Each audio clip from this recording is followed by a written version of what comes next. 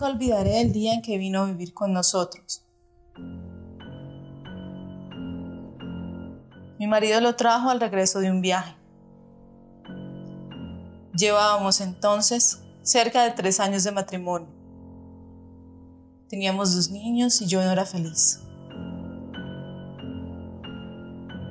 Representaba para mi marido algo así como un mueble que se acostumbra uno a ver en determinado sitio, pero que no le causa la menor impresión. Vivíamos en un pueblo pequeño, incomunicado y distante de la ciudad. Un pueblo casi muerto o a punto de desaparecer. No pude reprimir un grito de horror cuando lo vi por primera vez. Era lúgubre, siniestro, con grandes ojos amarillentos, casi redondos y sin parpadeo, que parecía penetrar a través de las cosas y de las personas. Mi vida desdichada se convirtió en un infierno. La misma noche de su llegada, supliqué a mi marido que no me condenara a la tortura de su compañía. No podía resistirlo. Me inspiraba desconfianza y horror. Es completamente inofensivo, dijo mi marido mirándome con marcada indiferencia. Te acostumbrarás a su compañía, y si no lo consigues... No hubo manera de convencerlo de que se lo llevara. Se quedó en nuestra casa. No fui la única en sufrir con su presencia. Todos los de la casa, mis niños, la mujer que me ayudaba en los quehaceres, su hijito, sentíamos pavor de él. Solo mi marido gozaba teniéndolo allí. Desde el primer día mi marido le asignó el cuarto de la esquina. Era esta una pieza grande pero húmeda y oscura. Por esos inconvenientes yo nunca lo ocupaba. Sin embargo, él pareció sentirse contento con la habitación. Como era bastante oscura, se acomodaba a sus necesidades. Dormía hasta el oscurecer y nunca supe a qué hora se acostaba. Perdí la poca paz de que gozaba en la casona. Durante el día, todo marchaba con aparente normalidad. Yo me levantaba siempre muy temprano, vestía a los niños que ya estaban despiertos, les daba el desayuno y los entretenía mientras Guadalupe arreglaba la casa y salía a comprar el mandado. La casa era muy grande, con un jardín en el centro y los cuartos distribuidos a su alrededor. Entre las piezas y el jardín habían corredores que protegían las habitaciones del rigor de las lluvias y del viento que era frecuente. Tener arreglada una casa tan grande y el cuidado del jardín, ni dar ocupación de la mañana, era tarea dura. Pero yo amaba mi jardín. Los corredores estaban cubiertos por enredaderas que floreaban casi todo el año. Recuerdo cuánto me gustaba, por la tarde, sentarme en uno de aquellos corredores a coser la ropa de los niños entre el perfume de las madreselvas y de las bugambilias. En el jardín cultivaba crisantemos, pensamientos, violetas de los Alpes, begonias y helitropos. Mientras yo regaba las plantas, los niños se entretenían buscando gusanos entre las hojas. A veces pasaban horas, callados y muy atentos, tratando de coger las gotas de aguas que se escapaban de la vieja manguera.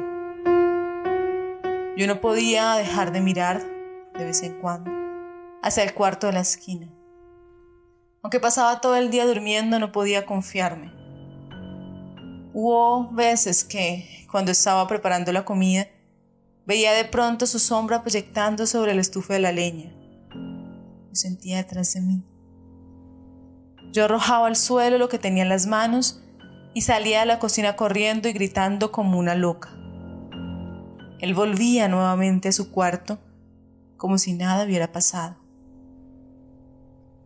Creo que ignoraba por completo a Guadalupe. Nunca se acercaba a ella ni la perseguía. No hacía a los niños y a mí. A ellos los odiaba y a mí me acechaba siempre. Cuando salía de su cuarto comenzaba la más terrible pesadilla que alguien pueda vivir. Se situaba siempre en un pequeño cenador, enfrente de la puerta de mi cuarto.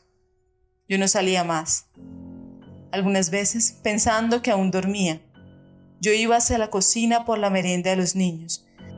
De pronto lo descubrí en algún oscuro rincón del corredor, bajo las enredaderas.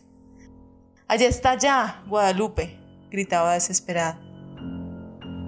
Guadalupe y yo nunca lo nombramos. Nos parecía que al hacerlo cobraba realidad aquel ser tenebroso. Siempre decíamos: «Allá está, ya salió, está durmiendo él». Solamente hacía 2 comidas, una cuando se levantaba al anochecer y otra, tal vez, en la madrugada antes de acostarse. Guadalupe era la encargada de llevarle la bandeja. Puedo asegurar que la arrojaba dentro del cuarto, pues la pobre mujer sufría el mismo terror que yo. Toda su alimentación se reducía a carne. No probaba nada más. Cuando los niños se dormían, Guadalupe me llevaba la cena al cuarto. Yo no podía dejarlos solos, sabiendo que se había levantado o estaba por hacerlo. Una vez terminadas sus tareas, Guadalupe se iba con su pequeño a dormir y yo me quedaba sola, contemplando el sueño de mis hijos. Como la puerta de mi cuarto quedaba siempre abierta, no me atrevía a acostarme, temiendo que en cualquier momento pudiera entrar y atacarnos, y no era posible cerrarla. Mi marido llegaba siempre tarde y al no encontrarla abierta habría pensado, y llegaba bien tarde, que tenía mucho trabajo, dijo alguna vez. Pienso que otras cosas también lo entretenían. Una noche estuve despierta hasta cerca de las 2 de la mañana, oyéndolo afuera. Cuando desperté, lo vi junto a mi cama, mirándome con su mirada fija, penetrante. Salté de la cama y le arrojé la lámpara de la gasolina que dejaba encendida toda la noche. No había luz eléctrica en aquel pueblo y no hubiera soportado quedarme a oscuras sabiendo que en cualquier momento él se libró del golpe y salió de la pieza. La lámpara se estrelló en el piso de ladrillo y la gasolina se inflamó rápidamente. De no haber sido por Guadalupe, que acudió a mis gritos, habría ardido toda la casa. Mi marido no tenía tiempo para escucharme ni le importaba lo que sucediera en la casa. Solo hablábamos lo indispensable.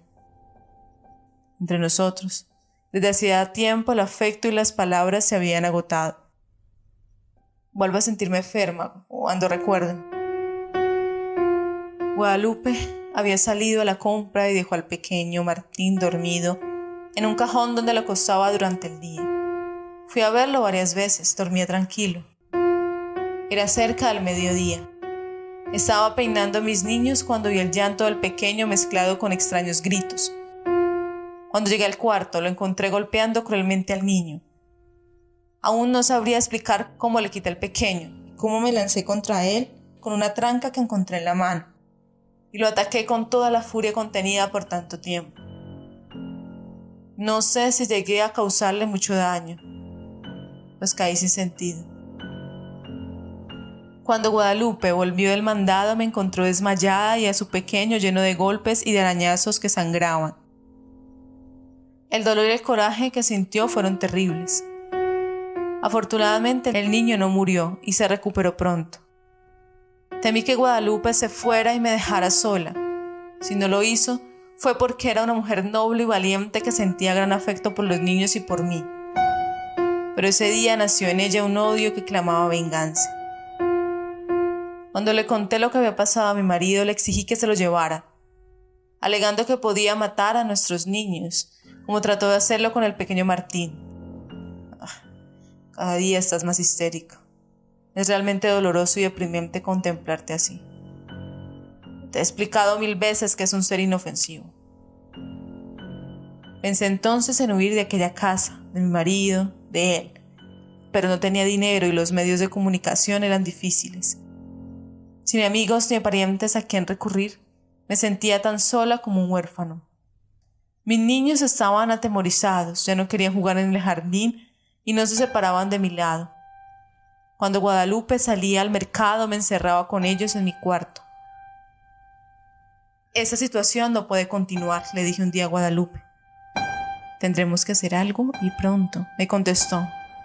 ¿Pero qué podemos hacer las dos solas? Solas, es verdad, pero con un odio. Sus ojos tenían un brillo extraño. Sentí miedo y alegría. La oportunidad llegó, cuando menos la esperábamos. Mi marido partió para la ciudad a arreglar unos negocios. Tardaría en regresar, según me dijo, unos 20 días. No sé si él se enteró de que mi marido se había marchado, pero ese día despertó antes de lo acostumbrado y se situó frente a mi cuarto. Guadalupe y su niño durmieron en mi cuarto y por primera vez pude cerrar la puerta. Guadalupe y yo pensamos casi toda la noche haciendo planes. Los niños dormían tranquilamente. De cuando en cuando oíamos que llegaba hasta la puerta del cuarto y la golpeaba con furia. Al día siguiente dimos de desayunar a los niños y, para estar tranquilas y que no nos estorbaran en nuestros planes, los encerramos en mi cuarto. Guadalupe y yo tendríamos muchas cosas por hacer y tanta prisa en realizarlas que no podríamos perder tiempo ni en comer.